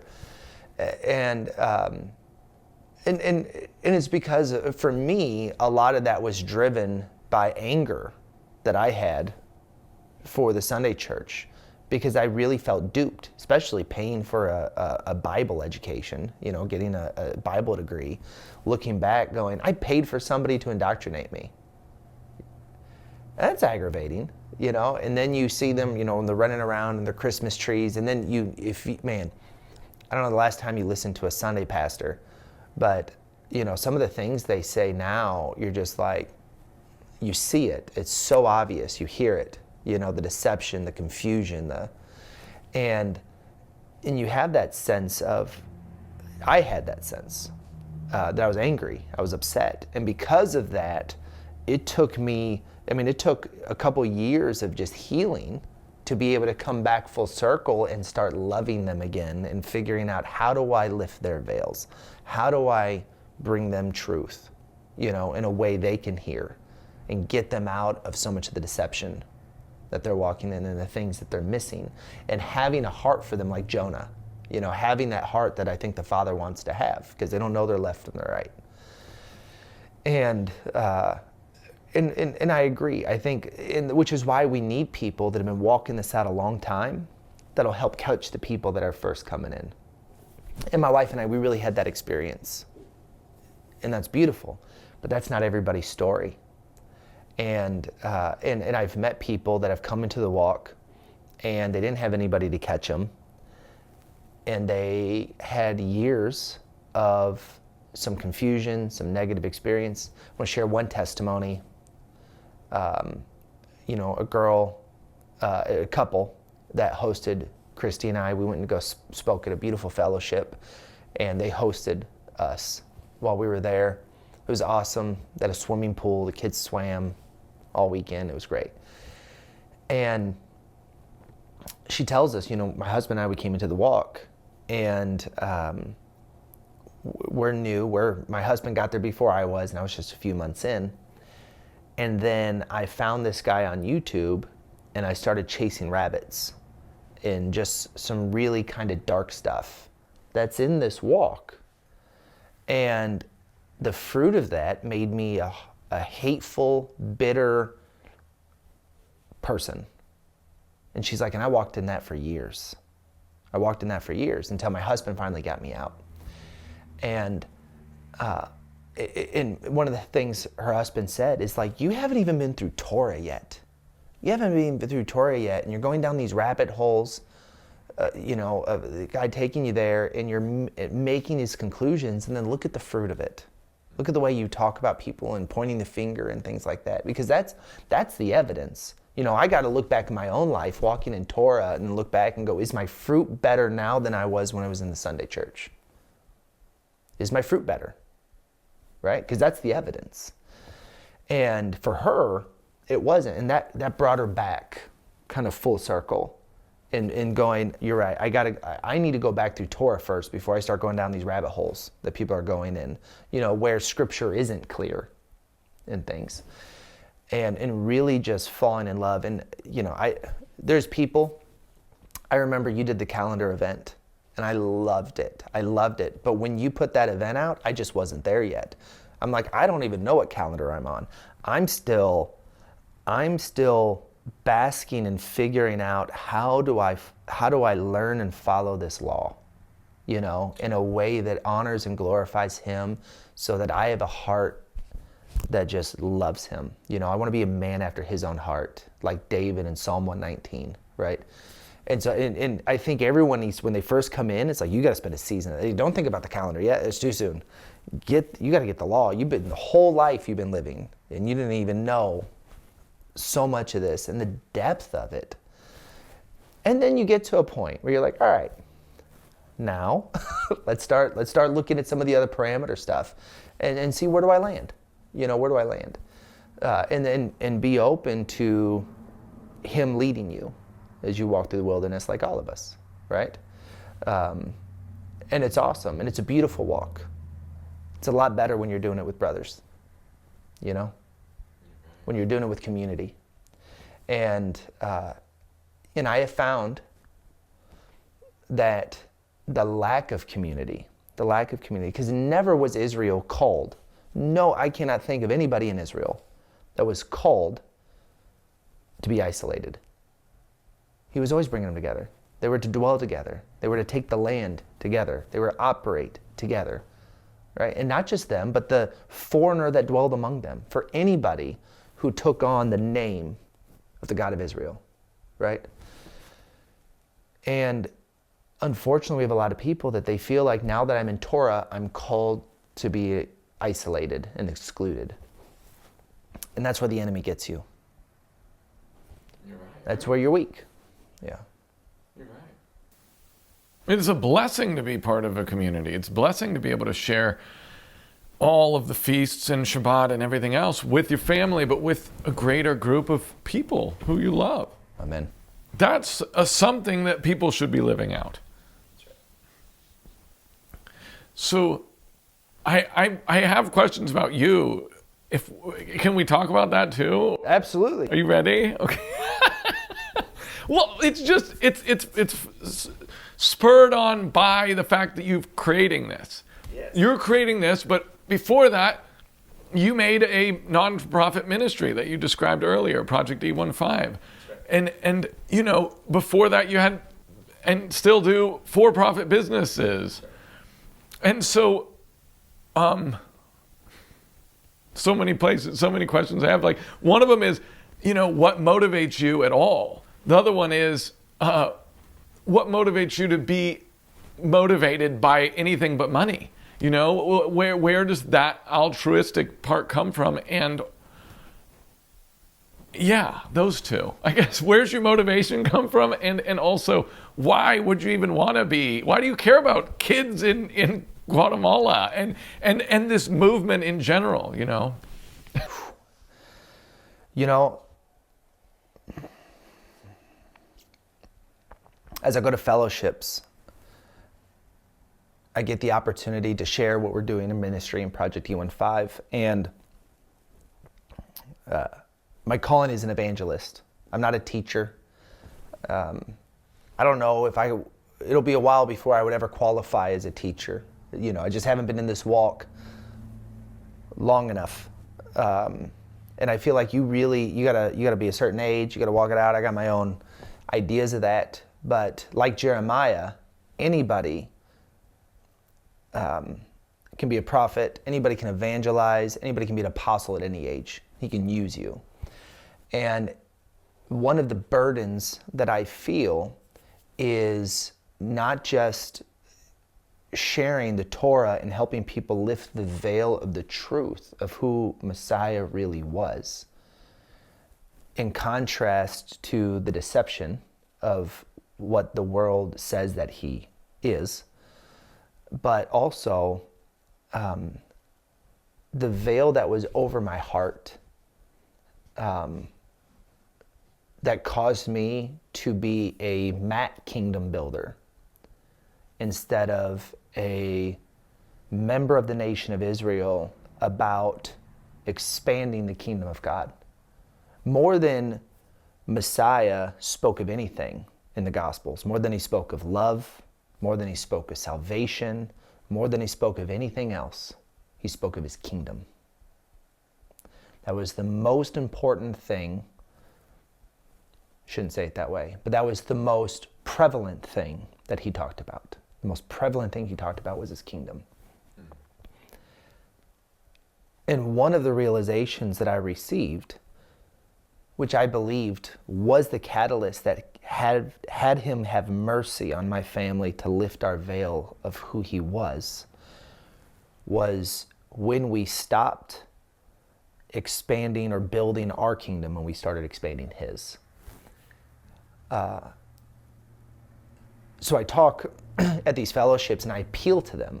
I appeal to them an idea that as a grafted in Israel, which Paul says in Romans 11, that we have a responsibility now to be the nation of Israel and then look back at Torah and go, what was Israel called to do? What are his ways? What was the mission? And it came to me, the realization, that there was a command that God had given Israel that had never been obeyed. It had never been followed. And that was the command, a very specific command. Not arbitrary, not up for interpretation. Specific command to take the promised land. And it's never been followed. Today, biblical Israel has never existed to be Israel. We said, well, Israel's a nation again. Yeah. But not biblical Israel. Not what it was supposed to be. The borders aren't as big as That's right. the outline given. And that was and is not only the sin of us, but the generational curse of all those who call themselves Israel. And my wife and I, we had to confront ourselves, confront our life, and say, are we all in? Have we given everything to God, right? One of the things we pray often before we go overseas or cross borders or do ministry of any kind, come for a weekend and speak in a fellowship. The things that we pray most often, other than for his presence and things like that, is we ask him to pour us out like a drink offering. We just want to be poured out. We want to go all in at that level. And I know what that feels like. I know the hurt that it feels like. I know the stretching that feels like. But what's beautiful is what we've also experienced is when he pours us all the way out, he fills us back up. And we grow and we expand. And we are closer and more connected to him than ever before. And that's what we want our life to be. And that's what we challenge others to be also, because we have a veil over our eyes beyond just Torah, but it is of the United States. It's our bubble. Paul said in Ephesians chapter 4 that we need to no longer live as the Gentile, no longer live as the Goyim. Okay, so what are we supposed to live like? Well, we're supposed to live like Israel. And then we have to contrast and ask ourselves, how much is my thinking, how much is who I am because I'm an American? Because I am operating as somebody in my little bubble in the United States. Because God doesn't want me to be an American. He wants me to be of the nation of Israel. Right? He wants me to be his people, his nation, not an American. And I need to stop thinking like this, and I need to start thinking like that. Going to a third world country is in a developing world, and meeting people in ministry is one of the most humbling experiences of my life. Because these men work full-time jobs, and they're pastoring, and they're doing humanitarian things in ministry, and feeding the poor, and helping the widow. And they got 10 kids, and a beautiful wife, an amazing marriage, and their kids are functional and articulate and educated. And I look at them, I'm like, how do you do all of this? Right? And I go back in the United States, and I'm not doing 50%. I can't keep up with this guy's schedule. He's done by Wednesday what I'm doing in a week. And I come to the United States and I'm like, man, you need to slow down. I don't need to slow down. You need to speed up. Okay? And I need you to come meet Eduardo, right? And you need to come here and you need to see what this guy's doing, because it's beautiful. It's beautiful, and the fruit is good. It is awesome, and I want that. I want to eat his fruit. I just want to pick it, and pick his brain, and man, what's going on? And I tell people, I'm just trying to keep up with the average person in a developing nation. That's it, because they're getting way more done. And when I look at running the businesses and doing the ministry in WBC, this is just the fruit of me trying to be more like them, right? Not all of them, but many of them, that quite honestly are more in tune to what it means to be of the nation of Israel than I did. Because I'm acting too American. That's why I think things need to work in a certain box. They don't think that way. They are kingdom thinkers. And that's what changed a lot for my wife and I, and gave us the capacity to stretch ourselves to do the various things that he's calling us to do. And we're still not there. We can still do more. We can still do more. And not only that, we're excited. We're excited. God didn't just call David to kill a giant. And there was nations for him to take. And there was kingdoms for him to build. And people to direct.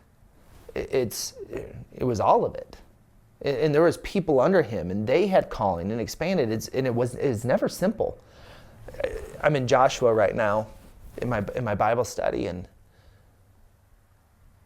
Joshua 7, they just finished conquering Jericho, and then they go after the king of Ai, and somebody in the camp takes something they're not supposed to have. They buried some silver in his tent, and so they go up against the king of Ai. Joshua didn't know this had happened, and they lose the battle and they flee. And God's like, I'm not with you because somebody in your camp stole silver, right? And Joshua lays prostrate before the Ark of the Covenant, it says, till evening. And then finally God speaks to him. But one of the things Joshua says right before God speaks to him says, God, why won't you let us be content? We were happy outside of Canaan. Like, why won't you let us be content? We're good, why can't we just do this? This was nice. Why do you keep stretching us for more? Why do you keep asking us to expand more of your kingdom? I don't know, but that's what it means to be part of the nation of Israel. He's got more land for you to conquer. But the problem is just like the tribes of Israel, they took enough and they stopped. And they defined their markers, right? They didn't get rid of Canaan. They enslaved them. They kept them. And then they said, this is enough. And they never expanded the kingdom to which God said. And the parallel for my own life that I'd ask myself is, do I define my life? Do I define my markers and my borders? Or is Yahweh? Is Yah defining them? Am I allowing him to define where I'm going and where I'm headed and what I'm doing and being an obedient son? Or am I saying, no, this is enough and this is all I'm supposed to do and this is good? And when we let him start defining it, he's going to take you places. And you're going to do things you never thought you were going to do. But what's amazing is he's good and he's faithful. And it's always awesome. It's always awesome. Once WBC is launched, E15 continues to expand, all of this stuff. Is there ever a point that you see in the future where you'll stop? No. I love when Moses stopped. He died pretty soon after.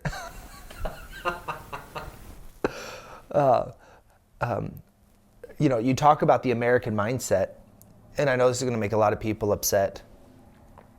But when I read the Bible, I go to Genesis to Revelation. I don't see retirement in there. I see transition, but I don't see retirement. One of the things my grandfather used to say is, the moment you quit working, you die. And I think there's an element of that. I would say it this way. The moment you are not walking in purpose, you slowly fade. And this is the problem for a lot of people, is they've lived so much of their life living in selfish purpose and their kingdom's purpose. And they've gone so long without operating in the purpose of their calling, of their anointing, and what they were supposed to be doing. Which doesn't necessarily mean what they were doing was wrong. It was that what they were doing was just isolated to benefit them. And they didn't want to pick up anymore because that was stressful enough. They said, this is all I can do. They defined that. And they have a really hard time transitioning when they've built as much as they want and they're content. And they've said, hey, I got my house, I got my retirement, I'm good. Okay, well, how do you now tap in to what God has for you, your calling? And it's not like you lay one thing down. No, you're supposed to be walking in both. But you know what's great is if you get to a point you don't have to build tents anymore. If you get to that point, that's great. Now you can go full time in whatever He's called you to. And I think there's a huge detriment when we lose the older generation. Man, I was so privileged to have good grandparents for my young life. And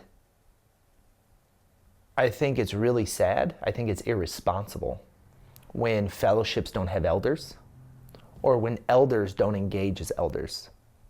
Man, it's a complete kingdom, a complete relationship, a healthy walk is all three generations. Abraham, Isaac, and Jacob. At all times. At all times. It's the Paul and Timothy. Everyone should have a Paul. Everyone should have a Timothy. Every Isaac should have an Abraham. Every Isaac should have a Jacob. Who's pouring into you? Who are you pouring into? You talk about isolation, exclusion. When I went into ministry, one of the reasons I came into Torah was out of such conviction and fear, because I've seen so many men in ministry and out of ministry just fall. And there's been a lot in the Sunday world lately. The Bickles of the world, the Dalton Thomases of the world, the men in the Sunday world that has fallen to sexual sin, to adultery, to affair. I saw that growing up on a personal level with businessmen and pastors as well, unfortunately. And so I walk with a lot of fear. And when my Sunday church split, I'm going, oh no, I don't have spiritual covering. I don't have people interceding for me. That's scary. That's really scary. And when I travel, I don't travel by myself. I don't go anywhere without a brother, or having my wife. But if I don't have a wife, I've got a buddy, because no matter who you are, if you're married, you got a family, you got a target on your back. And where he's going to get you is where you're alone. And I have seen too many men that I so respected, that I thought were there, fall. And I'm going, if Satan can get them, they can get anybody. Right? And he's smarter than us. He's been doing this a lot longer. We're a fool to think we're strong enough. Best thing you can do is exactly what Scripture, right? Paul, he had Timothy. You pick your buddy. Don't go alone. Right? Don't isolate yourself. I tell my kids all the time, because our kids are regularly under spiritual attack. Then my son loves to watch nature videos. I say, you notice every time the lion, the cheetah, the jaguar, they don't go after mom and dad, do they? They're going after the child. We got to cover our children. When you go into ministry, you go into enemy territory, it's not just about you. That's when they're going after your kids. And we see that in nature. We see that in the way and Satan prowls around like a lion, seeking to whom he'll devour, right? And we see that in nature. He always goes after the young. And unfortunately, to think that sometimes the confusion we put into our own minds, our misunderstanding, we look at Big Brother Judah and we see there's so much health in the way that they midrash, in the way that iron does sharpen iron, right? There's wisdom in that. And guys that are just off self-study, that aren't bouncing this stuff off. One of my favorite things to do, this may upset people too, it's fine, but one of my favorite things to do is to sit around with a cigar with men and work through hard things. You know, work through going, hey, I'm landing here right now. My buddy Whitney, he's one of my favorites because he holds no punches. And I'll say something and he's been walking this out way longer than I have, but I'll say something and he's just like, I get the head, he starts shaking the head, and then so then I'll just amp him up a little more, just for him to start, and then he'll just start laying me on with it. You know, and that gets me excited because I like the back and forth, you know, because I want to get to the truth. And men who want to get to the truth, it's about, are willing to hear as much as they're willing to share. One of my favorite Charlie Kirk messages that he spoke, I listened to him once, which Charlie Kirk was not only a Sabbath keeper, but he said all 613 laws are still in effect. He believed that. I don't know if he was all the way over on this side. He kept it really close to the chest. So I don't know. I didn't know him. But he quoted Aristotle once.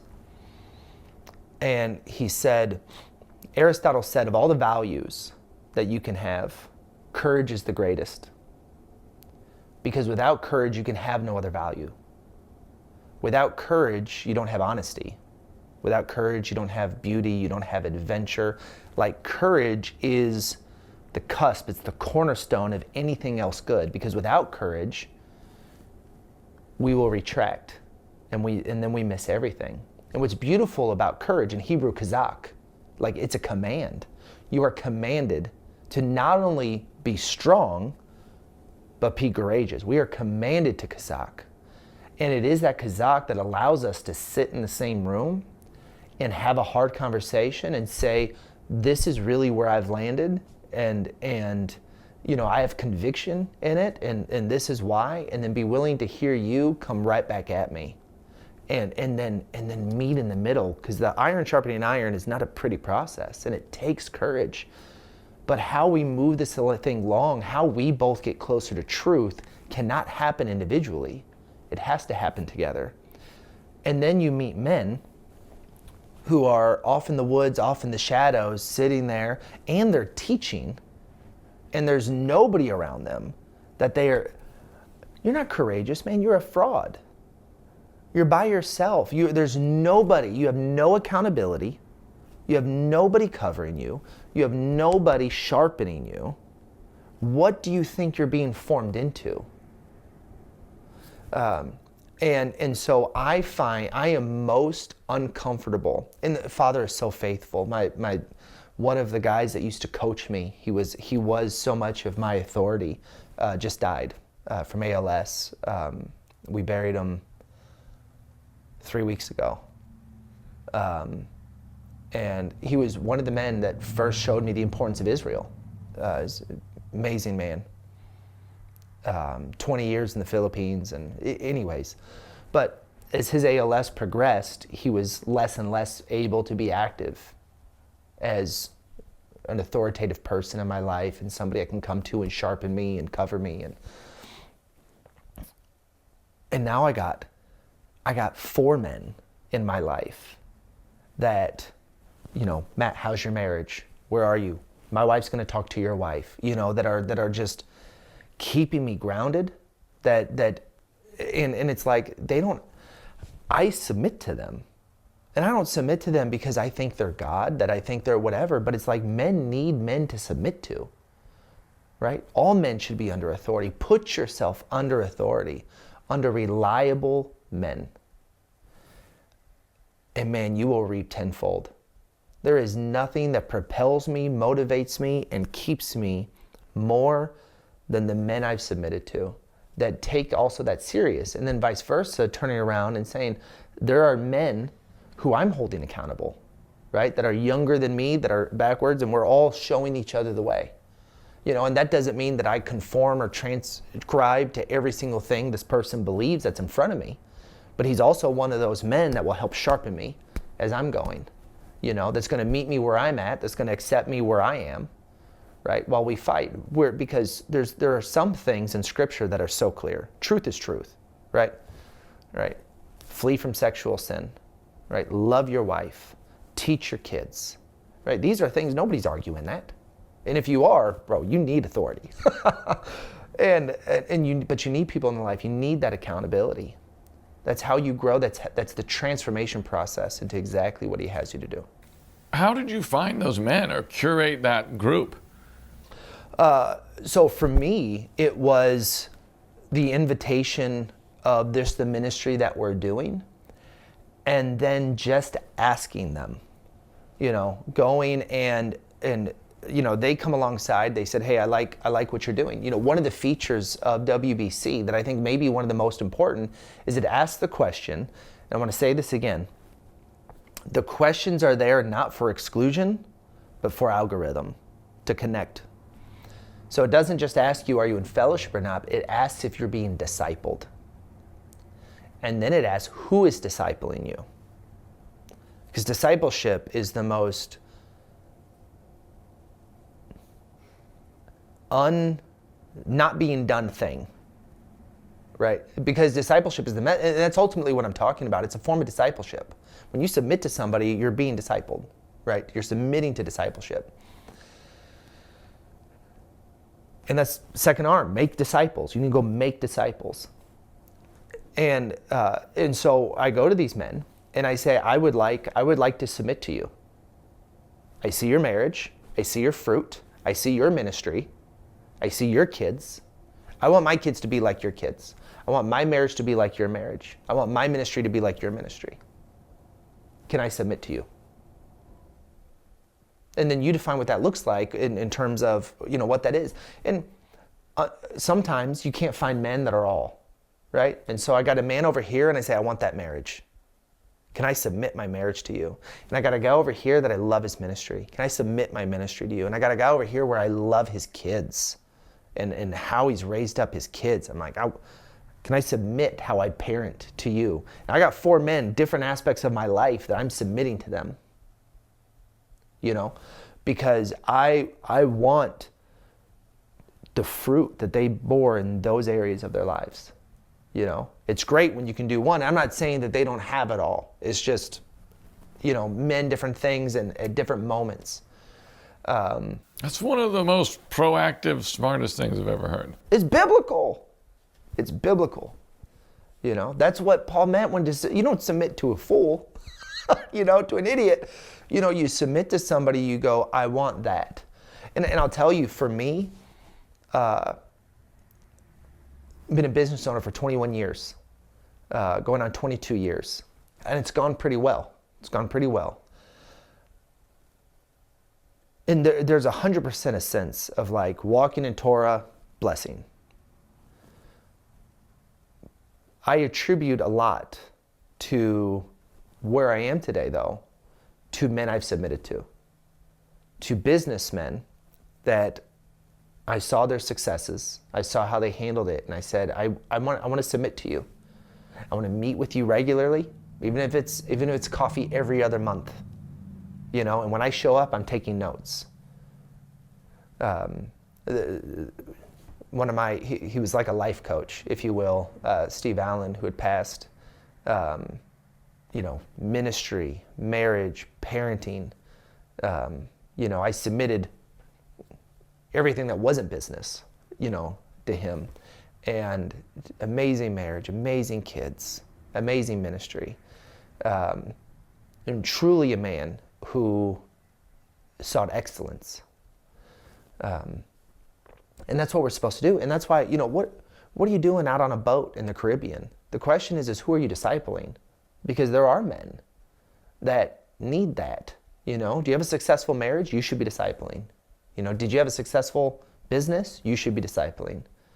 Did you launch your kids well? You should be discipling. And so with, WBC, that could be a part of that connection. 100%. The goal is we're connecting people at every level, right? For discipleship, so one of the questions it asks is, are you being discipled? Another question it asks is, are you discipling? Are you discipling anyone? And then let's try to connect them, right? Let's try to connect these men that need to be discipled, right? And women. It says, older men teach the younger, older women teach the younger, right? The same thing. We want people to get married in Torah, 100%, but we want to matchmake discipleship and elders and the older generation pouring into the younger.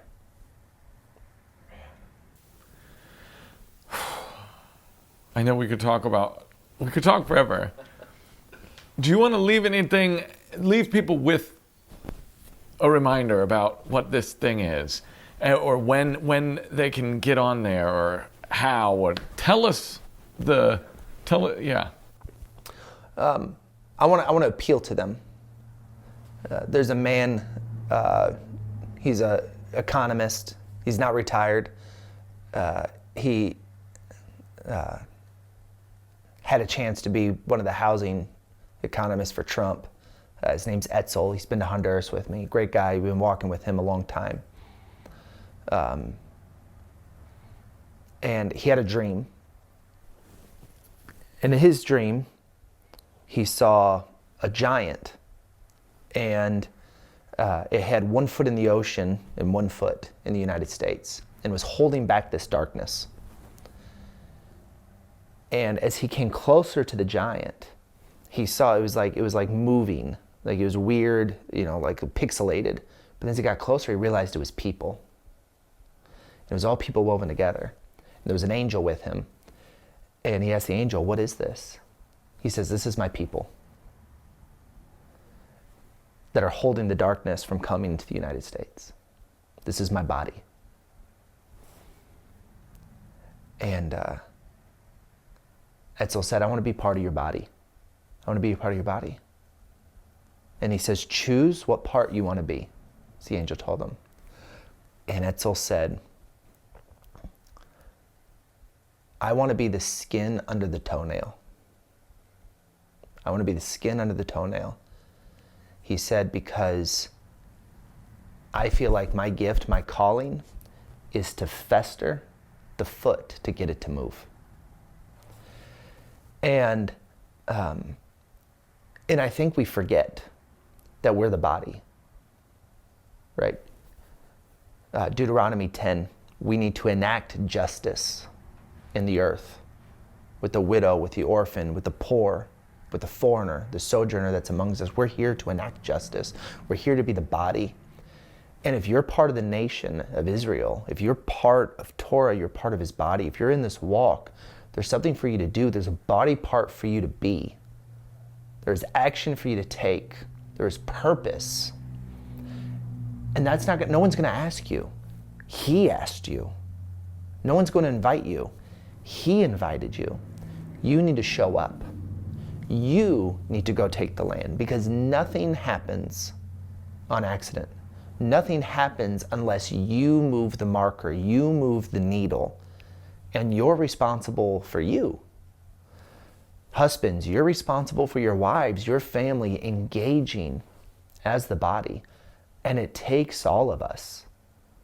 And if we all come together, nothing will be impossible for us. And so, if nothing else, I just want to invite them and remind them and appeal to them that they have a part to play, whatever that part is, wherever they choose to be. But it doesn't look how it's supposed to look unless they're part of it. And if they're in this walk, they're special, they're unique. He chose you. But he didn't just choose you for you to sit with his truth in your corner, but for you to go out and be part of the body and be active and committed to the community. Just like in Joshua 7, there was one guy who stole the silver. It impacted all Israel, right? We got to be careful with what we come into agreement with. And we got to hold each other accountable. and have expectations for one another and lift each other up and build each other up, and give to each other and make this thing work the way he's supposed to. That's our responsibility. If we think we're right, if we think we're the truth, then we're the tip of the spear. And we have to show the rest of the world how this is going to work. And anybody who envisions it any different is reading a different book. They're reading a different book, because that's not what he said. He says, I'm going to make you a light unto the nations. You're going to be the example. Okay, how are we doing that? How are we making Brother Judah jealous? Somebody asked me, and I think they were trying to talk money or something like this, but they Matt, I want to know your real why. What's at the very core, why are you doing WBC? And this is what I told them. I said, at the end of the day, how are we going to make Brother Judah? You think anything we're doing right now is making them jealous? Nothing we're doing is making them jealous. To them, we're a joke. We're a disorganized group of bandits that can't even agree with each other. You know? At least the Jew can have all different sections of Judaism today still show up to the same synagogue in Midrash. Right? All the different funny hats can all still go to the same synagogue. We can't even do that. And you think they're going to be jealous of us? No. There is something yet to be done. And that's the hinge of us coming together to be that light that even Big Brother Judah looks at and goes, oh, they did it. This one new man thing, they did it. How are these Gentiles doing it? How did they do it? That's what we have yet to do. And if there's one thing keeping Messiah coming, it's that. And I more than ever personally feel the pressure that it's such a time as this. Now is the time to be the body, to be the light, to come together as one new man and show the world the true Mashiach. It's a cool mission, man. Well, where can people go to sign up? WholeBibleCommunity.com. WholeBibleCommunity.com. We will be on the App Store and the Google Store in just a couple months. And every week, new features are coming. And will continue. And will continue. Just like any of them, right? Facebook has evolved over time, these different apps. And we want to make this better, more valuable, less addictive, right? But more meaningful in connection and the purpose of why we did this and why it existed. And we bought all kinds of other WBC acronyms like Whole Bible Christian, Whole Bible Commerce, things around WBC. We're going to be fully in Spanish by the end of March. We're going to be in Arabic and Hindi in a few months to continue to capture not just the United States, but international movements that we are connecting and taking place. And it's awesome. It's awesome to see so many people getting their veils lifted. I think it's prophetic. I think it's exciting. And I'm excited for people to see it when they get on and see the nations represented. Me too, man. Well, thanks for taking the time to tell us about it and about you again. And thank you. Thank you for what you're doing, for continuing the conversation. You have been so much of the network for this walk, right? How many people I've come to know, the ministries I found out about I didn't know existed, you know, the businesses, the teachers, because of you. And so thank you. Thank you, man. I guess until next time then. This podcast is also sponsored by the Life Network, or TLN, as I like to call it. You can check out what we're doing there at watchthelife.com. We're making a matchmaking show that hooks up Torah-observant singles so that they can have a family. We're touring Torah-observant homestead so that you homesteaders can learn the best practices from the best people that we can find. We're hosting a women's talk show where Kayte discusses common Torah problems, joys, issues, trials, tribulations, all on camera, all for your benefit. And we have more stuff coming. So if you want to find out more about that, go to watchthelife.com and join us, baby. We're revolutionizing entertainment, and we're doing it in a biblically clean way. This is Netflix for Torah. Go to watchthelife.com.